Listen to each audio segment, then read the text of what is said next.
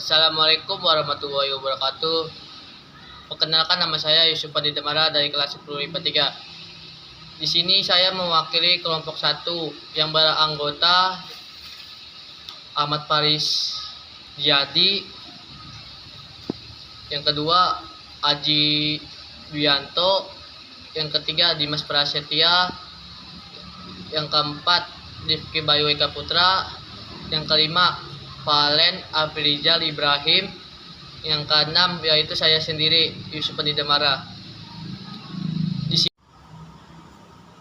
memahami perjuangan dakwah Nabi Muhammad SAW. 1. Hijrah atau titik awal dakwah Rasulullah SAW di Madinah. Wafatnya istri tercinta Siti Khadijah dan pamannya Abu Thalib yang selalu menjadi pembeda utama dari ancaman para kafir Quraisy. Beban Rasulullah SAW dalam bertakwa menyebarkan ajaran Islam makin berat. Di sisi lain, kesediaan penduduk Madinah Yasrib memikul tanggung jawab bagi keselamatan Rasulullah, merupakan tanda yang jelas bagi kelanjutan dakwah Rasulullah SAW. Beberapa faktor yang mendorong Rasulullah hijrah ke Madinah antara lain sebagai berikut. Pada tahun 621 Masehi telah datang 13 orang penduduk Madinah menemui Rasulullah di Bukit Aqaba. Mereka berkira memeluk agama Islam. B. Pada tahun berikutnya 622 Masehi datang lagi sebanyak 73 orang dari Madinah ke Mekah yang terdiri atas suku Aus dan Khazraj yang pada awalnya mereka datang untuk melakukan ibadah haji, tetapi kemudian menjumpai Rasulullah SAW dan mengajak beliau agar hijrah ke Madinah. Mereka berjanji akan mempertahankan Rasulullah SAW dan pengikutnya serta melindungi keluarganya seperti mereka melindungi anak dan istrinya. Faktor lain yang mendorong Rasulullah SAW untuk hijrah dari kota Mekah adalah perkotaan yang dilakukan oleh kafir Quraisy kepada Rasulullah SAW dan para pengikutnya Bani Hashim dan Bani Muthalib. Pemboikotan yang dilakukan oleh para kafir Quraisy mencakup hal berikut. A. Melarang setiap pedagang dan bisnis dengan pendukung Nabi Muhammad SAW. B. Tidak seorang pun berhak mengadakan ikatan perkawinan dengan orang muslim. C. Melarang keras bergaul dengan kaum muslim. D. Musuh Nabi Muhammad SAW harus didukung dalam keadaan bagaimanapun. Pemboikotan tersebut tertulis di atas kertas saifah atau pelakat yang digantungkan di atas dinding Ka'bah dan tidak akan dicabut sebelum Nabi Muhammad SAW menghentikan dakwahnya. Teks perjanjian tersebut disahkan oleh semua pembuka waris dan diberlakukan dengan sangat ketat. Prakade tersebut berlangsung selama 3 tahun dan sangat dirasakan dampaknya oleh kaum muslimin. Kaum musliman merasakan derita dan keberdian atas praktek ekonomi tersebut, namun semua itu tidak menyurutkan kaum muslimin untuk tetap bertahan dan membela Rasulullah SAW. Setelah melalui pemikiran yang mendalam disertai perintah langsung dari Allah SWT untuk berhijrah ke Madinah, disusunlah rencana Rasulullah SAW seluruh kaum muslimin untuk hijrah ke Madinah. Peristiwa hijrah Rasulullah SAW dari Mekah ke Madinah dilakukan dengan perencanaan menuju Madinah tanpa membawa harta benda yang selama ini menjadi milik mereka. Sementara Rasulullah SAW dan beberapa sahabat merupakan orang terakhir yang hijrah ke Madinah. Hal itu dilakukan mengingat begitu sulitnya beliau keluar dari pantauan kaum kafir Quraisy. Substansi dakwah Nabi Shallallahu Alaihi Wasallam di Madinah. 1. Membina persaudaraan antara kaum Ansor dan kaum Muhajirin. Kehadiran Rasulullah SAW dan kaum muhajirin, sebutan bagi pengikut Rasulullah SAW yang hijrah dari Mekah ke Madinah, mendapat sambutan hangat dari penduduk Madinah, kaum Ansor. Mereka memperlakukan Nabi Muhammad SAW dan para muhajirin seperti saudara mereka sendiri. Mereka menyambut Rasulullah SAW dengan muhajirin dengan penuh rasa hormat selayaknya seorang tuan rumah menyambut tamunya. Bahkan mereka mengumandangkan syair yang begitu menyentuh kolbu. Bunyi syair yang mereka kumandangkan adalah seperti berikut. Telah muncul bulan purnama dan saniyatil wadai. Kami wajib bersyukur selama ada yang menyeru kepada Tuhan, wahai orang yang diutus kepada kami. Engkau telah membawa sesuatu yang harus kami. Sejak itulah kota Yasrib diganti namanya oleh Rasulullah SAW dengan sebutan Madinatul Munawwaroh. Strategi Nabi mempersaudarakan muhajirin dan ansor untuk mengikat setiap pengikut Islam yang terdiri atas berbagai macam suku dan gilah ke dalam suatu ikatan masyarakat yang kuat, senasib, seperjuangan dengan semangat mempersaudarakan Islam. Rasulullah SAW mempersaudarakan Abu Bakar dengan Khawajirin ibnu Zuhair Ja'far, Abi Thalib dengan Mu'adz bin Jabal, Umar bin Khattab dengan Ibnu bin Malik, dan Ali bin Abi Thalib dipilih untuk menjadi saudara beliau sendiri. Selanjutnya setiap kaum muhajirin dipersaudarakan dengan kaum ansor dan persaudaraan itu dianggap seperti saudara kandung sendiri. Kaum muhajirin dalam penghidupannya ada yang mencari nafkah dengan berdagang dan ada pula yang bertani mengerjakan lahan milik kaum ansor. Setelah kaum muhajirin menetap di Madinah, Nabi Muhammad SAW mulai mengatur strategi untuk membentuk masyarakat Islam yang terbebas dari ancaman dan tekanan intimidasi. Pertalian hubungan kekeluargaan antara penduduk Madinah, kaum Ansor dan kaum Muhajirin diperat dengan mengadakan perjanjian untuk saling membantu antara kaum muslimin dan non-muslim. Nabi Muhammad SAW juga mulai menyusun strategi ekonomi, sosial, serta dasar-dasar pemerintahan Islam. Kaum Muhajirin adalah kaum yang sabar, meskipun banyak rintangan dan hambatan dalam kehidupan yang menyebabkan kesulitan ekonomi, namun mereka selalu sabar dan tabah dalam menghadapinya dan tidak berputus asa. Nabi Muhammad SAW dalam menciptakan suasana nyaman dan tentram di kota Madinah, dibuatlah perjanjian dengan kaum Yahudi. Dalam perjanjian ditetapkan dan diakui hak kemerdekaan di tiap-tiap golongan untuk memeluk dan menjalankan agamanya. Isi perjanjian yang dibuat Nabi SAW dengan kaum Yahudi sebagai berikut. A. Kaum Yahudi hidup damai bersama-sama dengan kaum muslimin. B. Kedua belah pihak bebas memeluk dan menjalankan agamanya masing-masing. C. Kaum muslimin dan kaum Yahudi wajib tolong-menolong dalam melawan siapa saja yang memerangi mereka. D. Orang-orang Yahudi memikul tanggung jawab belanja mereka sendiri dan sebaliknya kaum muslimin juga memikul belanja mereka sendiri. E. Kaum Yahudi dan kaum muslimin wajib saling menasihati dan tolong-menolong dalam mengerjakan kebajikan dan keutamaan. F. Kota Madinah adalah kota suci yang wajib dijaga dan dihormati oleh mereka yang terikat dengan perjanjian itu. G. Kalau terjadi perselisihan di antara kaum Yahudi dan kaum muslimin yang dikhawatirkan akan mengakibatkan hal-hal yang tidak diinginkan, urusan itu hendaklah diserahkan kepada Allah SWT dan Rasul-Nya. H. Siapa saja yang hingga di dalam ataupun di luar kota Madinah wajib dilindungi keamanan dirinya kecuali orang zalim dan bermasalah, sebab Allah SWT menjadi pelindung bagi orang-orang yang baik dan berbakti. Bentuk masyarakat yang berlandaskan ajaran Islam. A. Kebebasan beragama.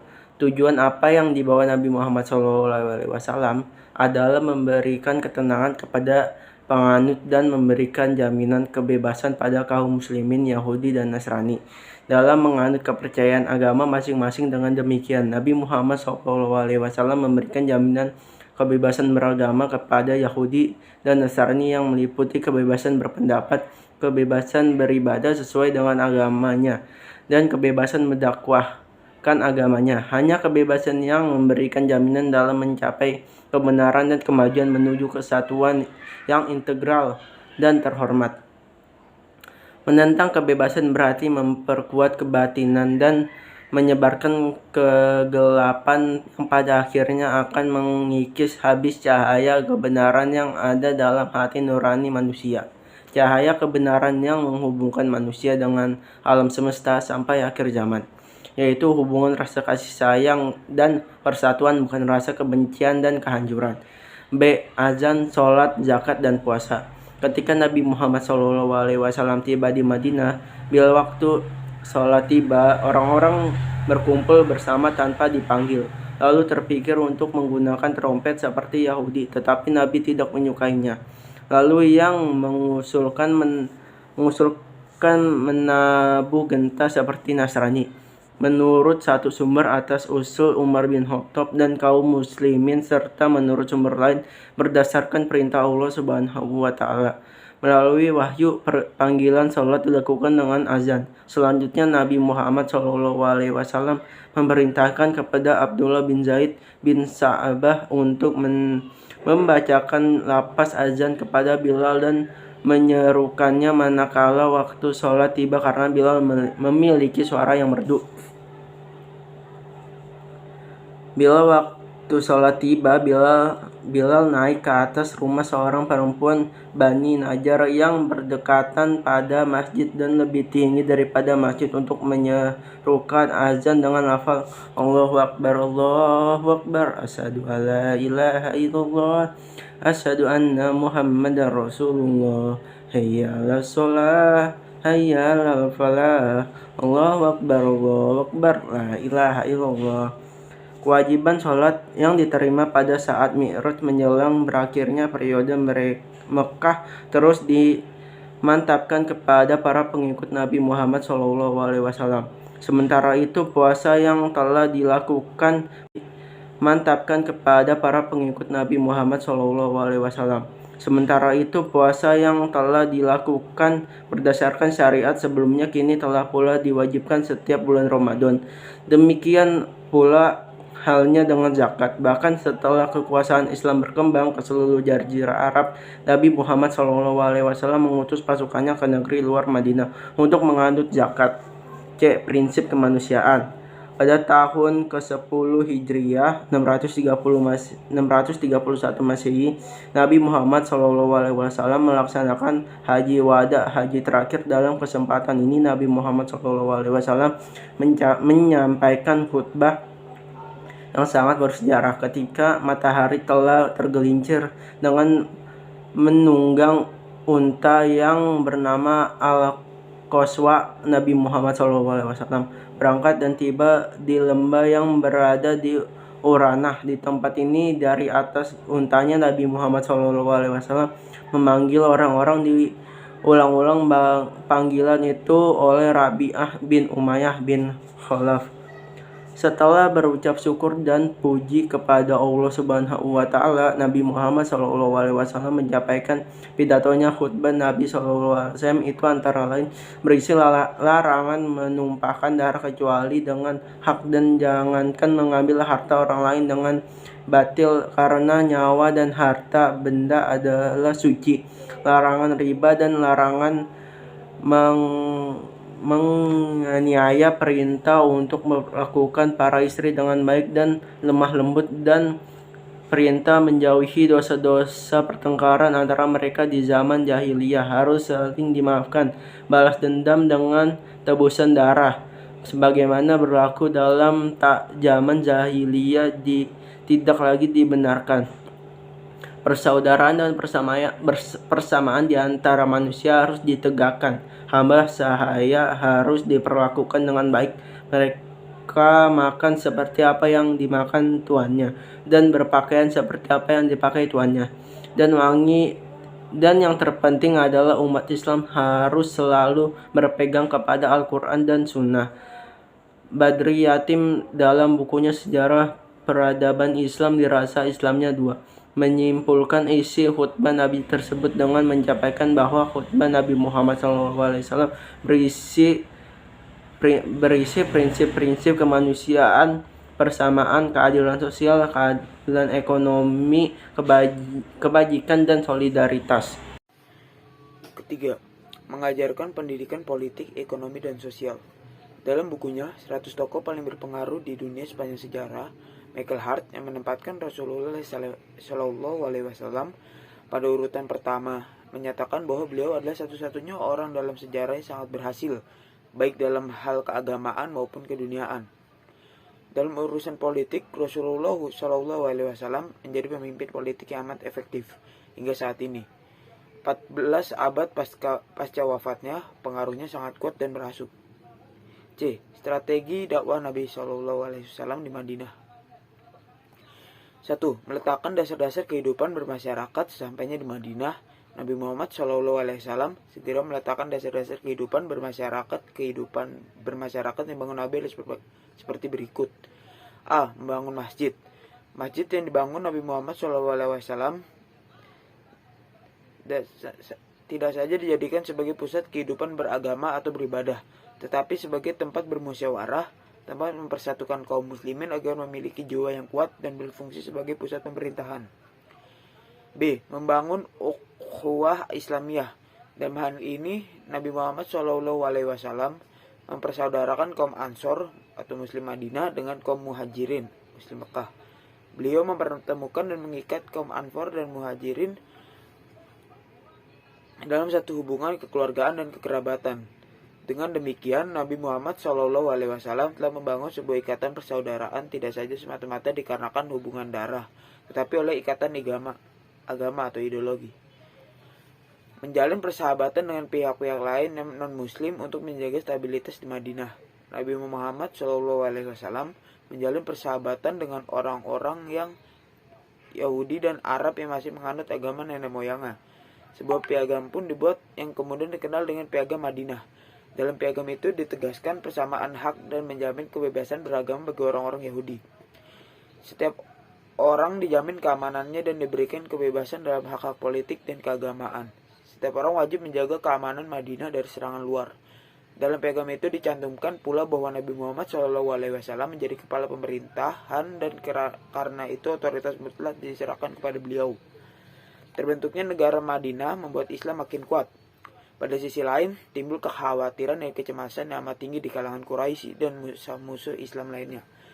Kenyataan ini mendorong orang Quraisy dan yang lainnya melakukan berbagai macam bentuk ancaman dan gangguan. Untuk itu, Nabi Muhammad SAW mengatur siasat dan membentuk pasukan perang serta mengadakan perjanjian dengan berbagai kabinet